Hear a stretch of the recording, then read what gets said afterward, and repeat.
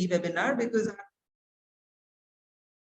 our goal is to really make sure that people live healthy, happy lives free of diseases, and to see so many people suffering from something that can actually be treated within 3 months. It was heartbreaking, and that's why we thought of doing this free webinar. Whoever is here, like, is open to sharing, can you tell me what really made you come and attend this webinar? What brought you here? You'll have to unmute your mic and tell me, anyone who's open to share. Hi Mugdha, I'm Namrata here. Yeah, I've already done your iThrive functional nutrition course. I was really very happy and very satisfied. I think it's an ocean of knowledge what I've learned from your iThrive. So I just, as you said, ki these days people are more prone to irritable bowel syndrome, and I have 2 people at my home who are suffering from this. Okay. So when you had posted your webinar on this, so I was really keen on knowing more of that, to know more in detail about IBS and how it can be reversed. So that was my interest to do this. Sure, great. I'm sure you'll learn more about it in this webinar. Yes, yes. Anyone else wants to share why you're here? It's a completely safe space that I can assure you of. What brings you here, or what is it that you want to learn? What is the specific interest that you have? Yes, Kyle, your video is off. My pain comes and goes. Okay. And then when I get irritated, even the bowel gets irritated and the pain increases. Yeah, that's why it's called irritable bowel syndrome. Like I have epigastric pain more, and on in the large intestine, that 2 left and right parts also they pain, you know. Okay. Yeah, that's all. And are you on any medication now for that, for the pain? Yes, I am taking homeopathy. Okay, all right. Anyone else wants to share why they are here? What is it that they're looking for an answer for?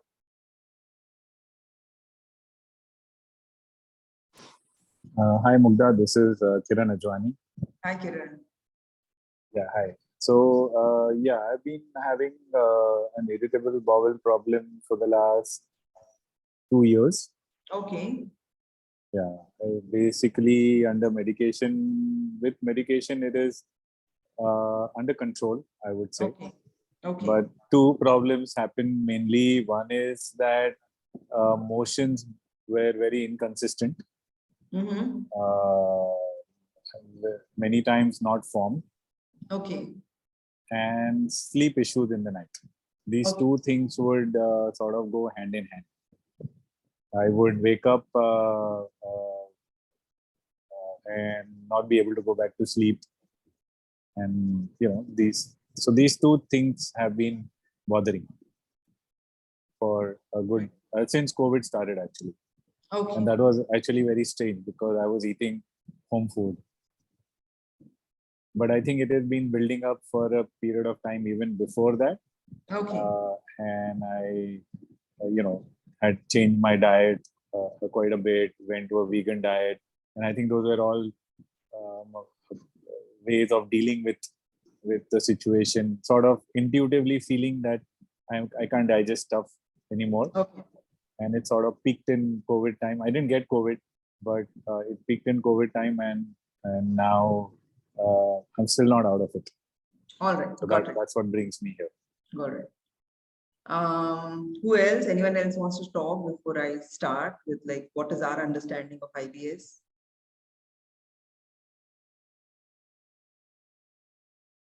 You can also leave your questions in the chat in case something comes up while we're talking. But all right, so if there are no more points to be shared, I'm going to start. So it's just going to be a free form conversation because we just really saw way too many consults and people coming to us with IBS issues, and we just wanted to talk about what is it that has worked from our perspective, what is it that we've done to kind of bring a reversal in that. So see, what is IBS? IBS stands for irritable bowel syndrome. Your bowel is basically the digestive tract. So I won't get too technical here. But for a lot of people, they experience gas and bloating. For a lot of people, they experience diarrhea. For a lot of people, they experience constipation. For a lot of people, they experience extreme pain and cramps. And, especially certain trigger foods can make it really bad. And sometimes some like doctors also put acidity and acid reflux in the IBS cluster, right? So often any kind of gut issues that someone experiences get clustered as IBS. It's good and bad in two ways, because sometimes something that could be as simple as an H. pylori infection gets categorized as IBS, because somebody who has an H. pylori infection could also be experiencing diarrhea and indigestion and all of that. Sometimes it could be an autoimmune condition like ulcerative colitis or Crohn's, and because the diagnosis was not done accurately, understanding that it's an autoimmune condition and that needs to be treated differently, that sometimes gets delayed, right? So IBS is basically this just general cloud term given to an entire cluster of symptoms that happen with anything to do with your gut. Now you have IBS-C, you have IBS-D, you have all these permutations and combinations. How we do our work is basically when anyone comes to us with any symptom or any disease diagnosis, what we start looking for are root causes. Okay, so how many of you are familiar here with the word gut microbiome? You can just raise hands, or you can just unmute yourselves and say that. Yeah. So yeah, gut microbiome, right? So often what happens with IBS, there are quite a few reasons why the entire system could go dysfunctional. Generally, what is supposed to happen when you eat food, you kind of start breaking it down in your mouth itself, and then through the process of peristalsis, it goes into your stomach. In your stomach, you have your hydrochloric acid and some enzymes are present there, which breaks down that food, which kind of starts breaking it into smaller portions, which then goes into your small intestine. There it gets digested and absorbed even more. Your liver sends in additional digestive material. Your pancreas generates enzymes, and then after that digestion and absorption process, it goes into your large intestine, and then from your large intestine, it eventually exits your system, right? There's a bowel movement. This is how food is supposed to pass through your body. There could be many areas because of which, or many issues because of which, this entire process, which is supposed to run smoothly, actually goes for a toss. And what we do is we always look for that reason, right? So we never treat IBS saying, "Acha, here, take this smoothie or drink this or eat this particular IBS diet," unless we know what is really going on, because IBS can be because of a multitude of reasons. Now, the first reason, which a lot of people are already aware of, is if the gut microbiome is imbalanced. Who here can share what does the gut microbiome mean? Pro and pre bacteria are less for digestion. Yeah, it's not just about bacteria being less. Your gut microbiome refers to the entire mix of bacteria, viruses. There are viruses in our gut also, and fungi and parasites, everything that is there in your gut. Now, in ideal circumstances, you have more of the good guys and you have less of the bad guys. Every time you eat a pani puri from the pani puri wala bhaiya, where he's like making the pani puri with his sweat and blood and hair and everything going in, you are going to get exposed to way too many of the bad guys. But in a well-functioning system, even if these bad guys go in, at the stomach level itself, where there is hydrochloric acid, in the stomach itself, these will get destroyed and they will not pass down into your small intestine. But assuming, now again, there are multiple reasons why your stomach could have low hydrochloric acid. Assuming these have gone down into your small intestine or have now entered your colon, too many of the bad bacteria can trigger a lot of the gas and bloating, and even the diarrhea or even constipation can happen if you have too many parasites, for example, in your system. So one is, if your gut microbiome itself goes imbalanced, that can happen. How do you know if your gut microbiome has gone imbalanced or not? There are tests for that. I'll show you what that looks like. Okay, after a little bit, I just want to talk of the first level of root causes. Now, the other reason why someone could end up with really bad digestive issues or a lot of pain and cramping and gas and bloating is if they are eating the wrong kind of food. Okay, so for example, each of us have a certain resilience in our systems built into some kind of foods. Okay, but there are certain foods like gluten, for example. How many of you know what gluten is?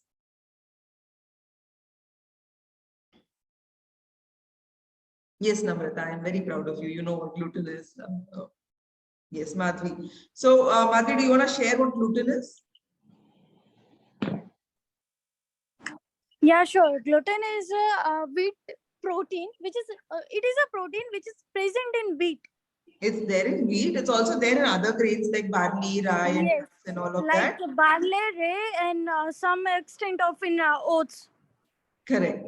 But it's predominantly present in wheat. Now, what happens is Indians, most of us have a wheat-based dish in our traditional eating pattern, right? Even if you're not eating pizza and burgers, even if you're not eating outside food, if you're just eating home-cooked food, you could be eating chapatis and rotis and fulkas because you've been told that's healthier than rice, which is complete misinformation. But because you're eating that wheat, now this wheat, right, gluten itself is quite inflammatory. It's like when you eat gluten, to break it down, your system, it's really hard for your system to break it down. And even if it goes inside your gut, for a lot of people, it's very abrasive. Like, you know, when you have that kapde ka brush, when you're taking the clothes brush and washing your clothes, how the cloth gets kind of rubbed by the brush. Similarly, with gluten from wheat, that can happen. So if you are eating a wheat predominant diet, there's a very, very high possibility that that gluten itself is triggering all of the symptomatic dysfunctions, right? The gas and the bloating and all of that. And you don't even know it. You don't even know that it's this, because you're thinking you're eating healthy, right? You're thinking you're eating a fulka which is without ghee and without oil. And why are you still experiencing a lot of these gut issues? So one key thing, I think at the end of this webinar, once you actually go back to, if you're going to have dinner tonight, if you've not already had it, or tomorrow onwards, cut wheat out in all its forms. Now, in what forms can wheat come? Wheat will be there as breads. Wheat will be there as rava in your kitchen. Okay, suji halwa, suji ka upma, all of that is made with wheat.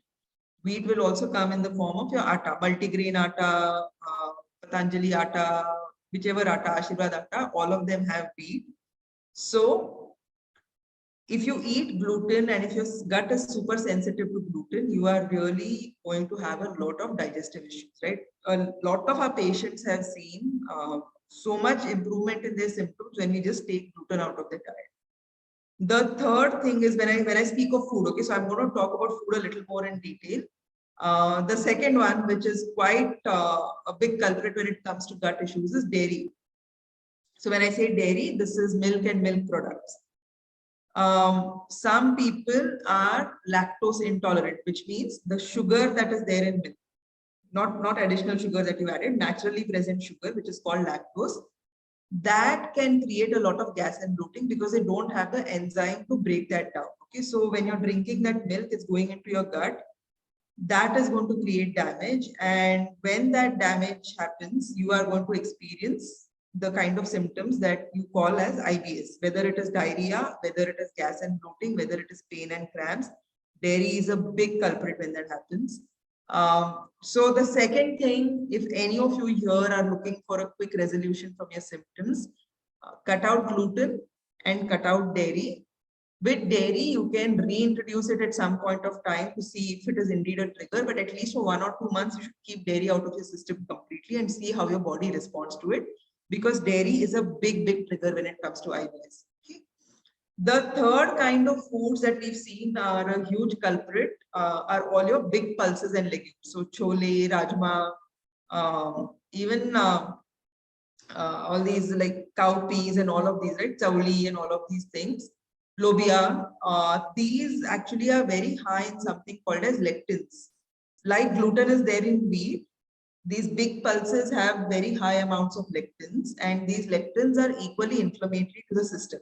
So you could be eating chole and rajma, and like most people complain of gas after eating that. That's because they are very sensitive to the lectin that's there in these big pulses. And that can again create gas, bloating, and inflammation in the gut. Okay, so 3 things that if you avoid after today's webinar, you should see some degree of resolution in your symptom, which is gluten, dairy, and all these big pulses, which are high in lipids. So that's about food. Of course, processed food, I'm not going to talk too much about because everyone knows processed foods. Is there anyone here who thinks processed foods are good for their health?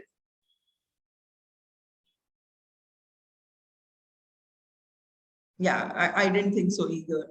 I'm sure there's no one here who says like with complete integrity that processed foods are good, but processed foods can often cause a lot of digestive issues because they're loaded with additives and preservatives and things that your body really can't digest. The 4th category, which is going to be a surprise for all of you, most of you, is what we call as seed oils. What are seed oils? One can give me examples of seed oils? Safflower, sunflower. Safflower, sunflower oil. Which other oils? Groundnut. Mustard oil. Groundnut, mustard oil. Mustard oil, groundnut oil, sesame oil, even til oil, right, which is often used in the south. So all of these oils are made from seeds.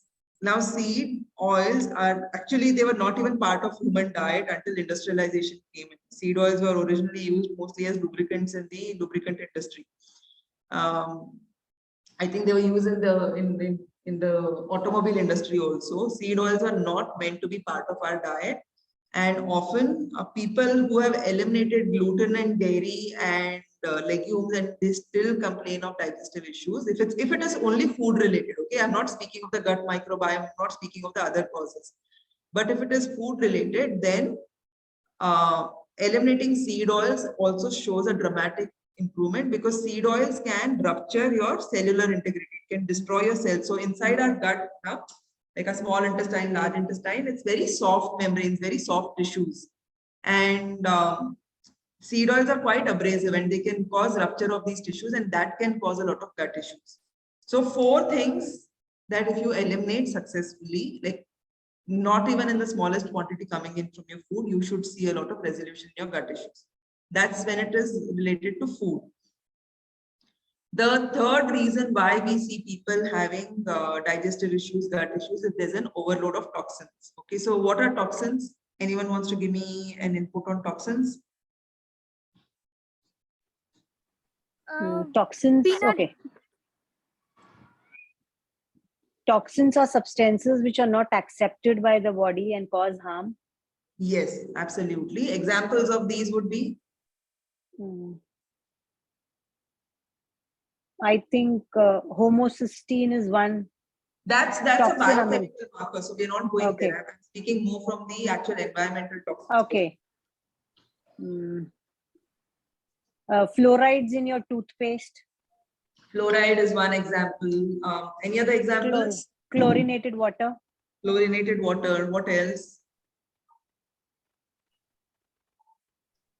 Your soaps, the air we breathe, everything has, everything has toxins, but when it comes to food related toxins or gut-borne toxins. Heavy metals. Sorry? Heavy metals. Heavy metals is pesticide sprayed. Right? So pesticide residues, fertilizer residues. Sugar and salt with chemicals. Sugar and salt with those two, like sugar anyway should not be in the human diet, but sugar on its own, it causes different things. Like it can create a candida overgrowth, and because of that overgrowth of candida, you can experience digestive issues. But toxins on their own, whether there's any bacteria present or not, whether there's any other complication in the system or not, toxins on their own can cause a lot of gut issues. Because see, the body is eliminating junk from your digestive system, right? Like that's one of your elimination pathways.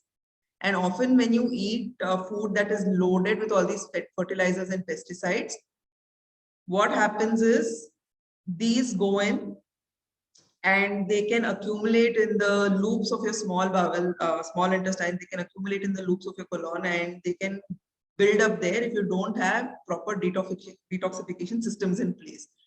Then these toxins itself there can cause a lot of digestive issues, right? So sometimes even from your gut microbiome, your bad bacteria, the bad bacteria that I spoke of earlier, these bad bacteria can actually release their own toxins. When they are growing, they release toxins. And those toxins also can cause pain and cramps, a lot of gut issues. So toxins can cause gut discomfort, they can cause pain. Sometimes I went swimming 2-3 days ago, and then I accidentally drank that dirty chlorine water because I was just learning a different breathing technique. And immediately for the next 12 hours, my system was just discarding that, right? But I didn't really have diarrhea. So a lot of people get scared when they go past more than one bowel movement occasionally, and they think there's something happening. Sometimes your body is just eliminating toxins through the system.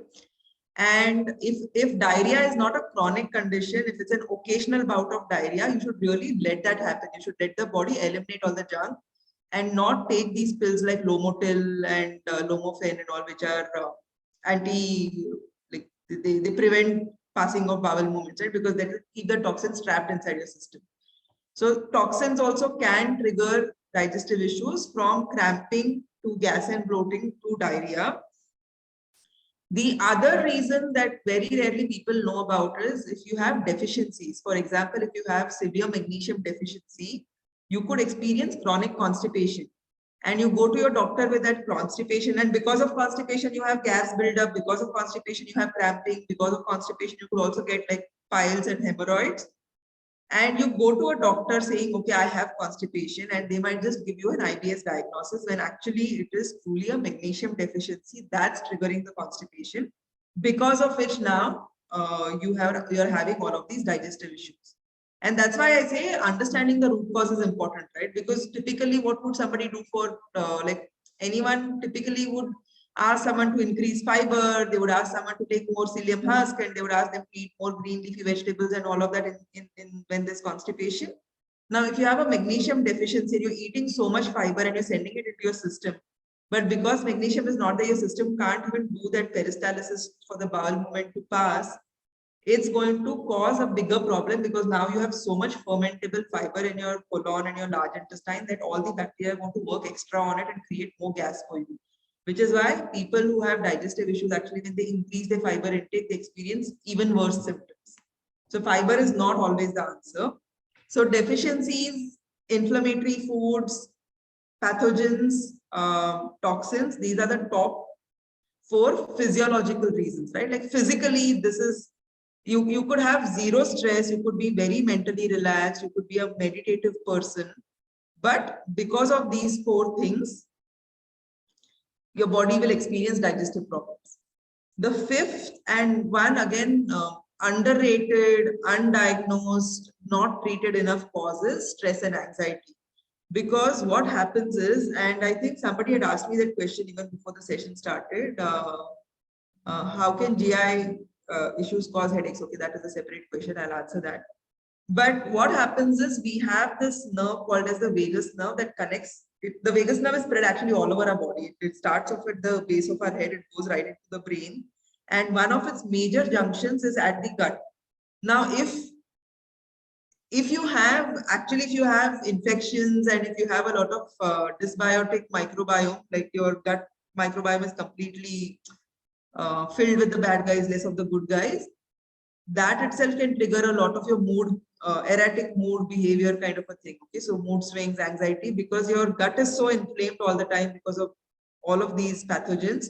It's sending signals from the vagus nerve into your brain about irritation, about just inflammation, and your brain is interpreting those signals, and your brain is creating behaviors outwards which get misinterpreted as mood swings and anger issues and irritation and annoyance. Now, inversely, if your mood is impacted by something, I once had this patient who had come because she had a severe IBS, very, very bad IBS, so bad that she was put on antidepressants, because that's one of the first line treatments that conventional medicine practitioners do. When people go with IBS, they're given antidepressants. I don't even want to talk too much about that. But she was given antidepressants. Those antidepressants were making her sleepy throughout the day. She was basically not there focusing on her children, her son, and her husband was really concerned. He was the one who reached out to me. So we did a lot of this stuff, like eliminating gluten, dairy, and everything. And she saw a 80% resolution in her symptoms. But after 3 months also, occasionally she would have a flare up, right? And it didn't make sense to me because we had fixed everything. We had fixed the microbiome, we had cleaned up her diet, we had kind of fixed all the deficiencies, everything was working well. Then why was she having flare ups? So I continue to look for, because looking for root causes is something that I'm obsessed with. So I continue to like understand a little bit more about what she was doing on those days when it got triggered. And a pattern emerged, right? So every time she would hang out with a certain group of friends, it was like a kitty party group. Every time she would hang out with this group of friends, within like 2-3 hours, she would come home and she would for the next 24 hours have severe diarrhea and severe IBS kind of symptoms. And what was really happening is these friends, they were not really friends, they were acquaintances, but they were a little, it was a lot of comparing with each other, a lot of peer pressure, and like talking about the latest material possessions and conversations which she didn't really enjoy. And she felt extremely anxious every time she had to be part of this group, and she didn't even realize it. So that anxiety would then trigger her gut to kind of say that, okay, something's really wrong here, let's just release, and like it would trigger diarrhea for the next 24 hours. So your state of stress, your state of mind can actually cause IBS symptoms, from diarrhea to constipation. I've even seen people who have this anxiety, like when you travel and when you go to a new place and it's a completely new, even if it's a hotel or if it's somebody's house and if it's a new washroom, just that anxiety of being in a new place or that lack of feeling of safety actually has created constipation issues for some of my patients, right? So sometimes it's like your IBS has a lot to do with the mind also. But that needs deeper intervention. You have to like kind of look at what's really going on, what childhood stuff is building up into these issues. Otherwise, the simplest thing, honestly, is to kind of get your blood work done, see which of the root causes are triggering it. Because if it's infections, that becomes very apparent in your WBC panel, in your CBC panel. If it is too many toxins, that we can find out from your liver and kidney panel. If it is deficiencies, then we have so many different markers to understand if you're deficient or not, right? Like beyond just checking for that individual, like magnesium and vitamin D in people, you can also see from CBC if there are deficiencies of other nutrients. And inflammatory foods, of course, you would know your best, right? Like of these 4 foods that I spoke of, which is wheat and dairy and processed foods and seed oils, you know if you're eating those or not, and then you're the best judge of whether you should be eating that or not. Now, in case we do find out that there is a gut infection, that there's an overload of microorganisms, what then, right? Do we do antibiotics? Do we then do deworming pills? Not always. What we've started doing now is we've started going deeper into kind of understanding the entire gut microbiome itself, right? So we run this test called the GI map, which gives a beautiful breakup of what is really going on. I'm going to share my own results on screen because I ran the GI map for myself just to see if it was legitimate, if it was really showing my gut microbiome well or not. Let me just share my screen.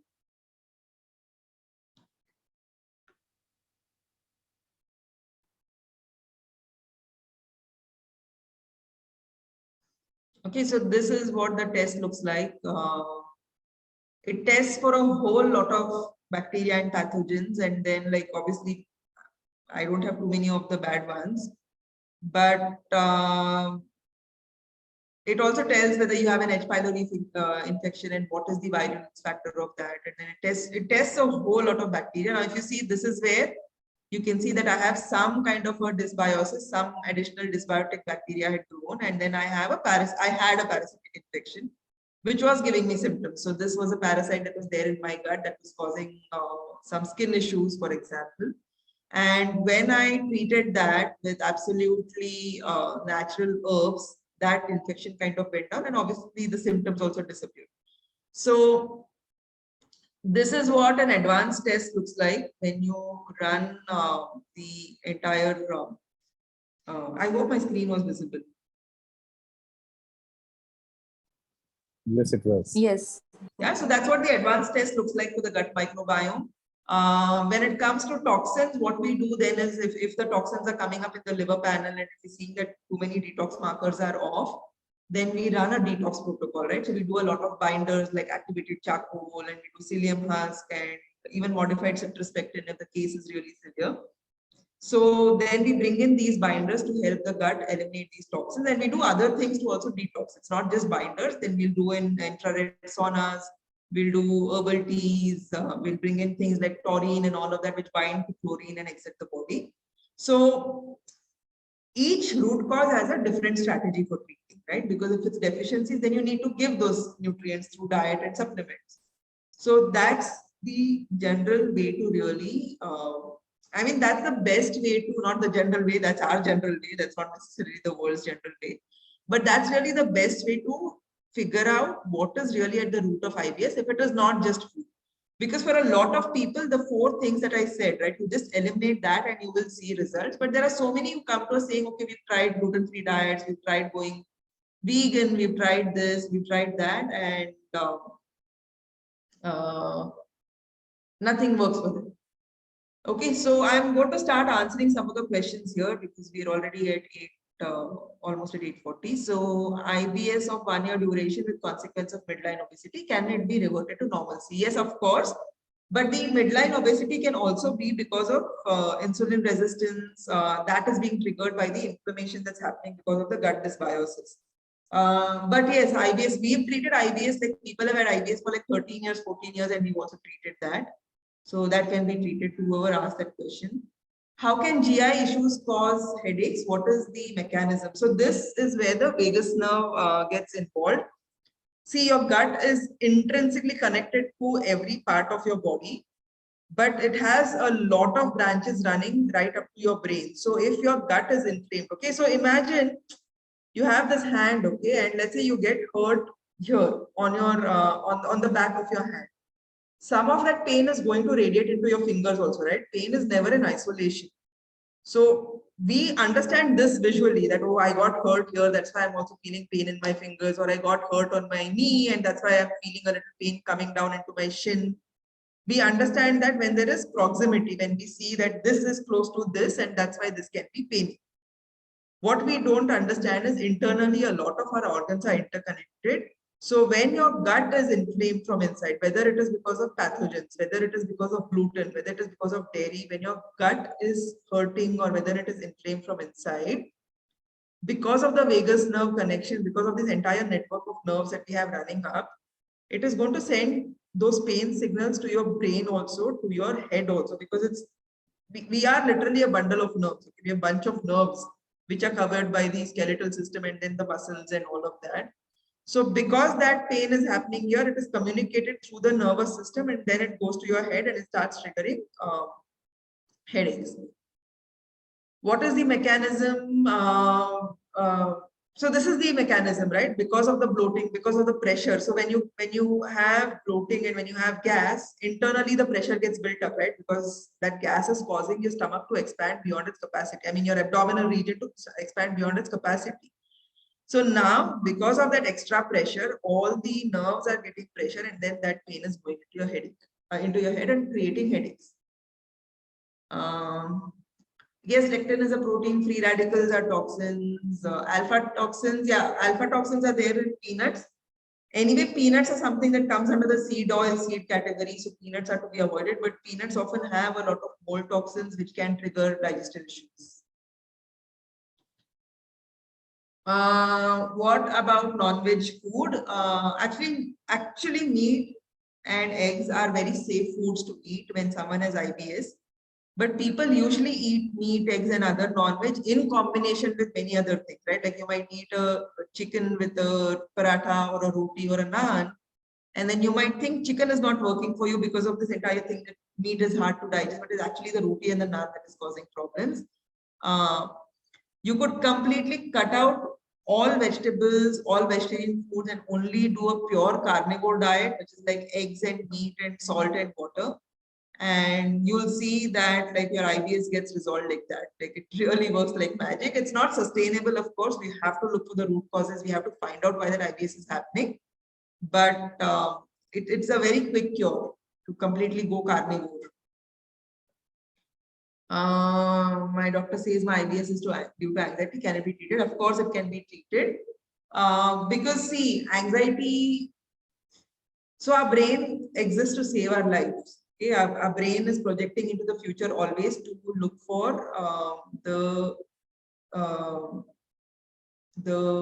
right action to take, the right place to be in, the right situation to be in, so that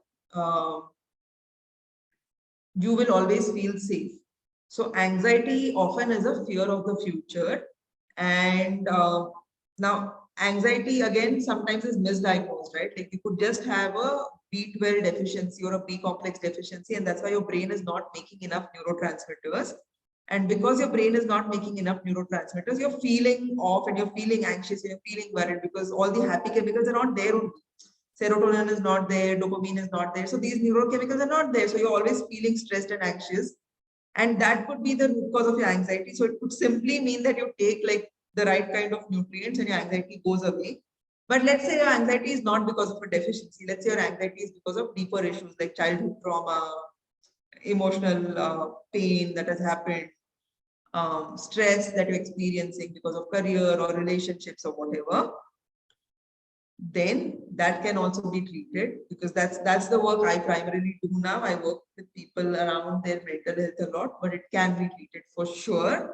And then the resultant IBS that's coming out of it will disappear. Which cooking oil to consume? My top recommendation is ghee and butter first. So I don't use oil. If I do use oil, it is coconut oil. So ghee, butter, and coconut oil are the three things that we recommend. I speak about it often on my social media handles.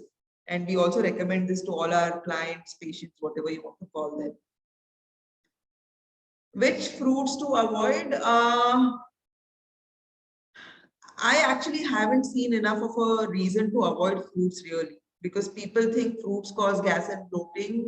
Sometimes if you're eating fruits that are conventionally grown, right, like lots of fertilizers and pesticides are there, that like those toxins that are coming through the food can cause the digestive issue. But clean fruit, organically grown fruit actually has I have not seen any correlation between eating fruits and digestive issues. You can eat fruits and it doesn't really cause problems. If eating fruit is giving you gas and bloating, it's very likely that you have a very high fungal overgrowth. The Candida is an organism that feeds on sugar. So if fruit is giving you gas and bloating, then it could be a lot of Candida in your system that is fermenting the sugar from fruit and giving you gas. And then the answer should not be to avoid fruit, because fruits are very rich in nutrients. The answer should be to treat that Candida infection. Okay. What about buttermilk and curd?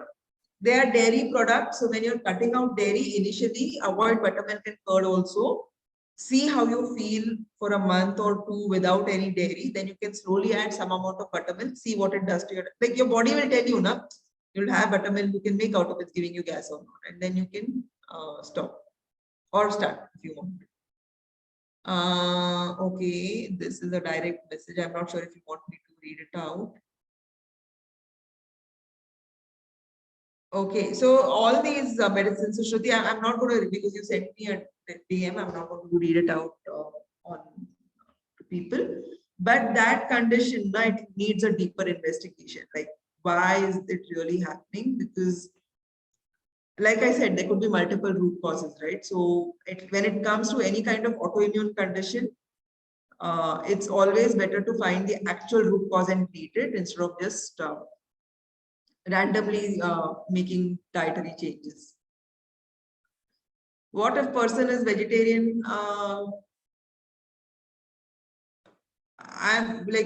not sure I understand your question, Namrata. What if person is vegetarian? What do you And do? like you said, if a person has IBS, he can be a carnivore to reverse the problem. Yeah. So in case if the person is vegetarian, so in under that circumstances, Then they can't be a carnivore, no? But they can cut down. They can cut down the big pulses, the dals, the chole, rajma, all of that. okay. And cut off gluten for sure, and then just eat rice. Rice is pretty safe to eat. Rice and sometimes even like the smaller millets, na barnyard millet and all, they are actually quite okay for the gut. Okay. What else can a How, person? how good is buckwheat? Buckwheat. Buckwheat, na, initially I used to recommend buckwheat, but then I read a couple of articles where buckwheat is very high in one kind of toxin again. I can't remember the exact name.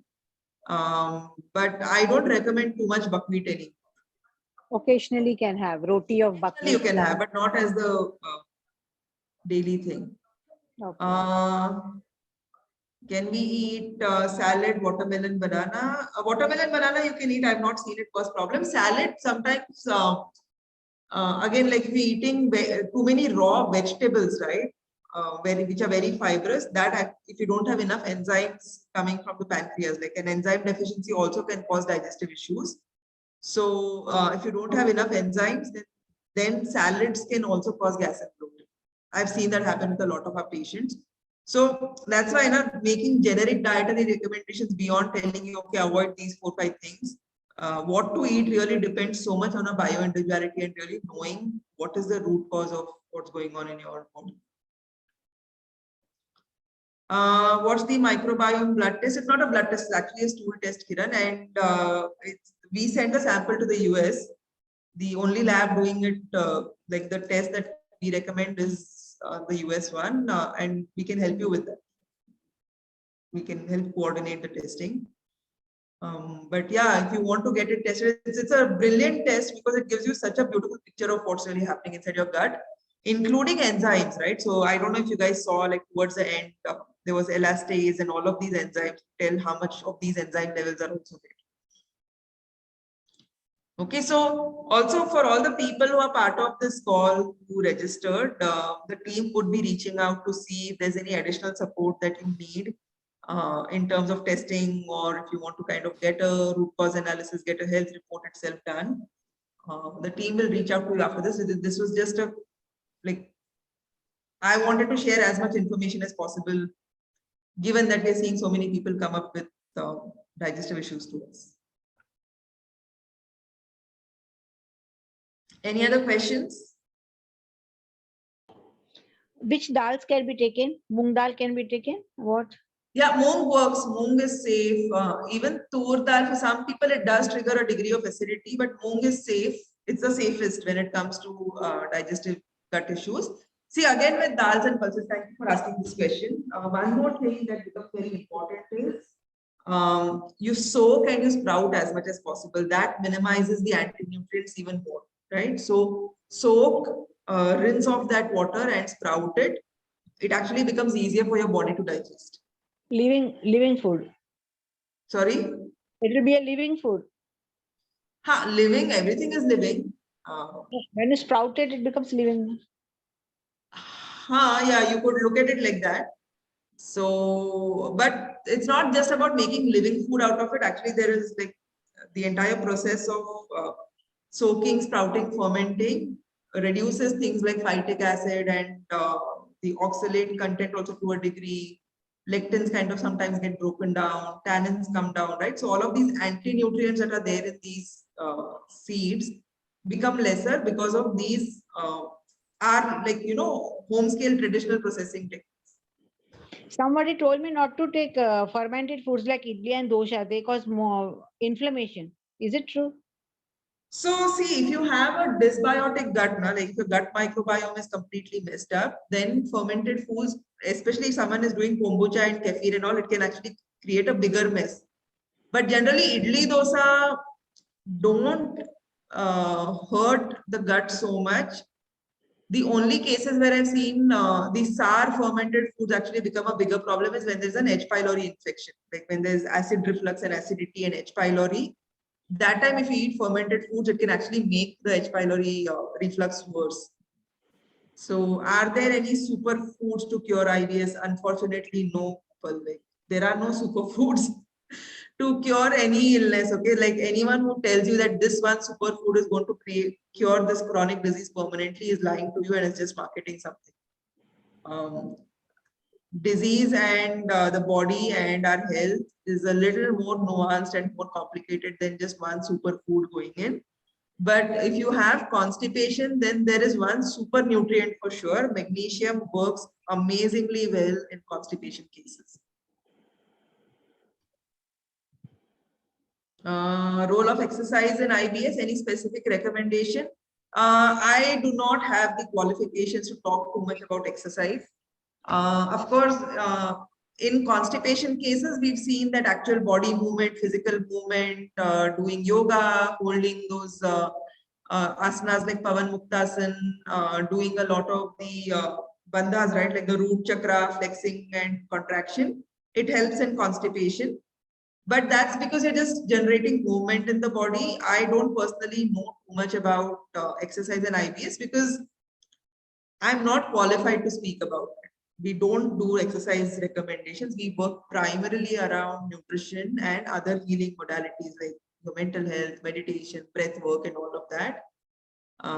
But with constipation, I've seen like movement really helps the bowel actually improve its processing capability. I think that's it. Okay, any last questions? I take rice more because wheat causes problem. Yeah, exactly, right. So your body's already told you that gluten can actually cause issues.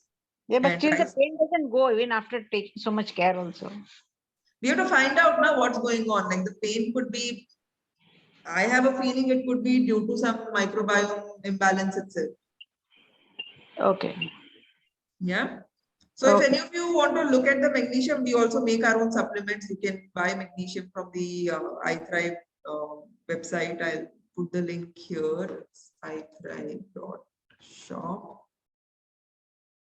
You can go there. I sent that message to Ronan. I want to send it to everyone. Okay. iThrive.shop is the link. You can go there and get the magnesium if you want to. But my recommendation, honestly, is to get your blood work done, look at what's really going on, and then come to the conclusion of what is the therapy you need or what is the solution you need. And for that, those of you who registered for this webinar, I know you're looking for solutions only. So we will reach out to you and we will talk to you.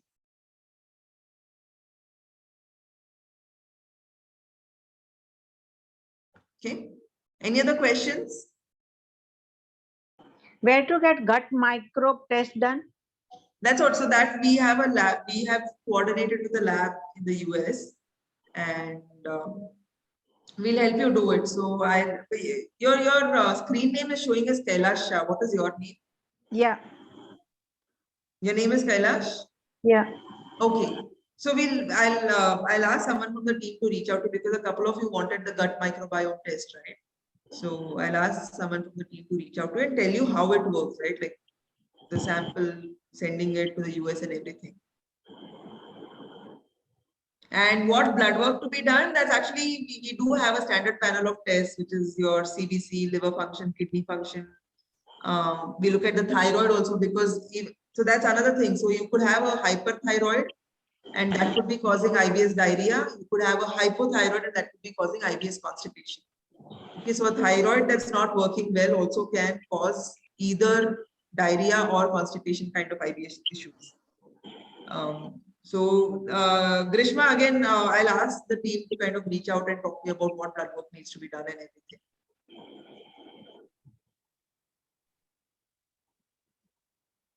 Cool? Any other questions? All right, thank you so much for being here on a Friday evening. You could have chosen to watch something on Netflix, but you chose to come and attend this. So my gratitude for that. And follow us. Yeah, that's one more thing. Please follow us on our social media handles, whichever one is the most comfortable for you, because we do share a lot of knowledge on our social media handles. And we will keep doing more of these, right? Like today we spoke of IBS, maybe next week I'll speak of something else. And we'll keep you in the loop, okay? But we just want to share knowledge and we want to make people's lives easier. And thank you for being part of that. All right. Bye-bye. Thank you.